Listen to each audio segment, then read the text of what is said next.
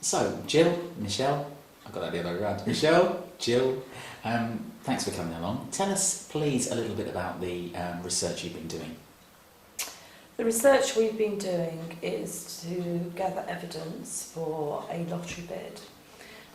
So we've been out in the community talking to parents and carers of 0 to 3-year-olds, their extended families and pregnant women to find out what services and support they're currently accessing, where there are gaps in services and support, and how they feel it could be better delivered in the future to meet their needs. Brilliant, thank you. Now what you're doing is community research, isn't it? Now one of the things about community research is that you get the opinions of the whole community, and sometimes when community research is done badly, people only speak to a couple of people. So what did you do to make sure that as many people as possible could have their say? Michelle? Well, we took on various strategies. First of all, because we were working in 3 wards across the city, which have very different sort of diverse populations, we were very aware that it would be a challenge to actually get into those communities and talk to people one-to-one about what can at times be quite sensitive subjects. So we recruited a number of community researchers, and we did this by going to children's centres and voluntary sector organisations who already work with a lot of the people that we were wanting to talk to.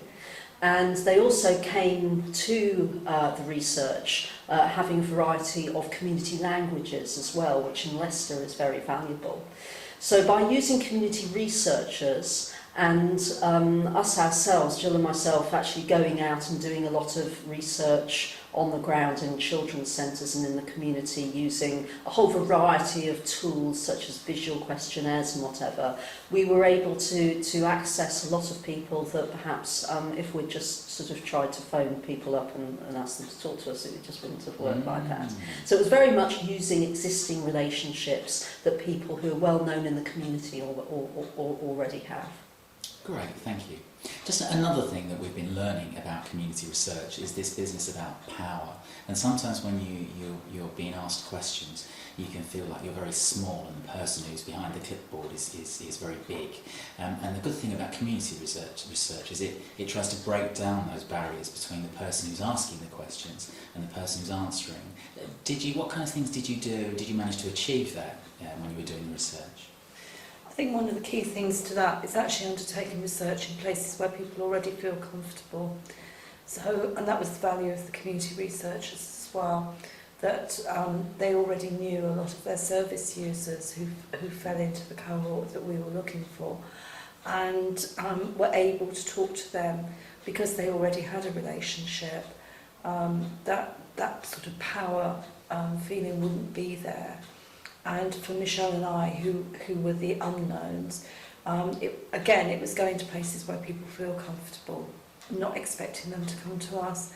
And really, if they were playing with their children on the floor, just getting down on the floor and asking questions as that was happening, and being absorbed as part of the session. Sometimes the group leader would give us some space in their session to get to ask the questions. So again, it was because people were there and they had people around them, other professionals they felt comfortable with, who were endorsing our presence. So we were seen as a friendly face and somebody not to be scared of. Thank you. And I guess the way in which you put the questions together is really important as well, so that people understand and they feel that they can actually have something to say about them.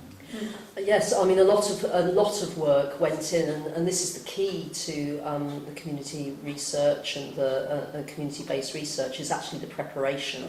So Gill and I spent several weeks before we actually got underway with the research, going through the initial proposal that had gone into the lottery and really digging down deep to think about what we really needed to find out, but also spending a lot of time thinking carefully about how we were wording questions. And it is difficult because we were writing questions that the community researchers would then have to use.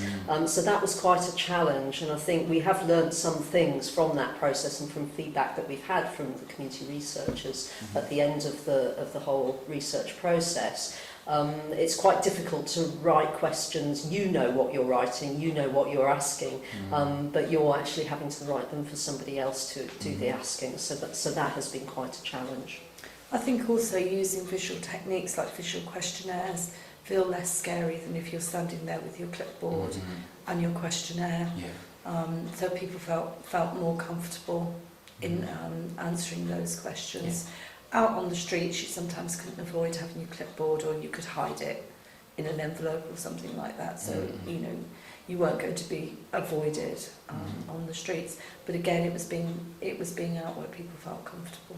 Oh, great, thank you. Since we're talking about how you put the questions together, I know before we started filming this, we spoke about some of the ethical issues that arise when you're doing community research, and ethics is one of the things that learners on this course are going to be looking at. So could you just tell us a little bit more about that, please?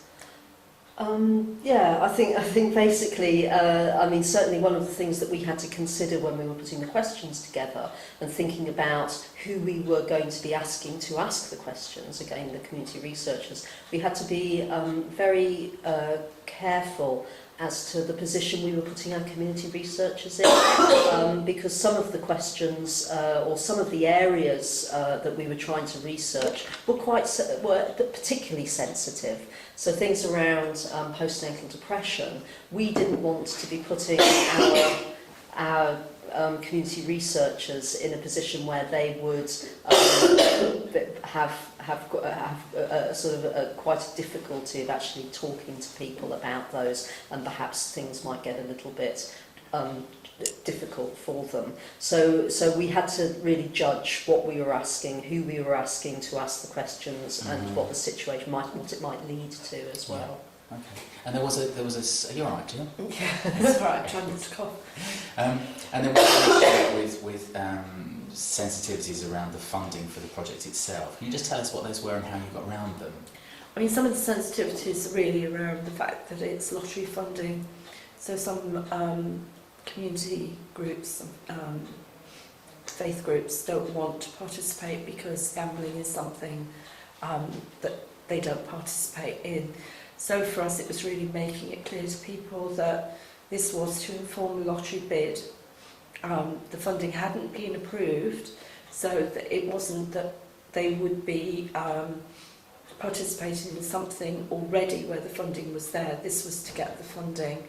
But it was also giving people the option that if this was something that they felt they couldn't participate in, for whatever reason, that they didn't have to. It was their choice. Okay.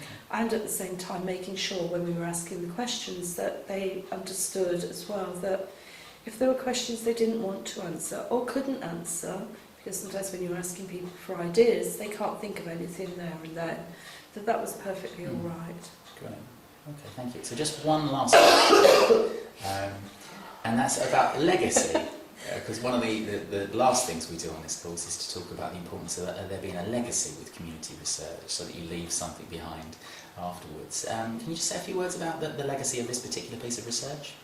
I think certainly a key legacy has been the fact that we have been able to engage people through existing voluntary and community organisations. So those organisations have benefited because it has built up their intelligence and their understanding even further of their communities and issues and gaps within their communities. But it has also enabled individuals who've participated as community researchers to develop their own skills and their own experience of actually carrying out the research and doing some activities that perhaps they haven't done before, like street-based work and consultation, which for some of them has been really new and exciting and something to take away and perhaps look at building their skills based on. So it's been there have been a couple of legacies, I think, that stand out for me. And you've learned something as well? You've learned plenty, I presume? Yeah. Yes, loads. Smashing. Listen, thanks very much for taking the time to come along and answer the questions. And let's hope for the best. Cut! We'll cut that bit out. Yes. Thank you very much. Thanks a lot for that. Cheers. Do you need to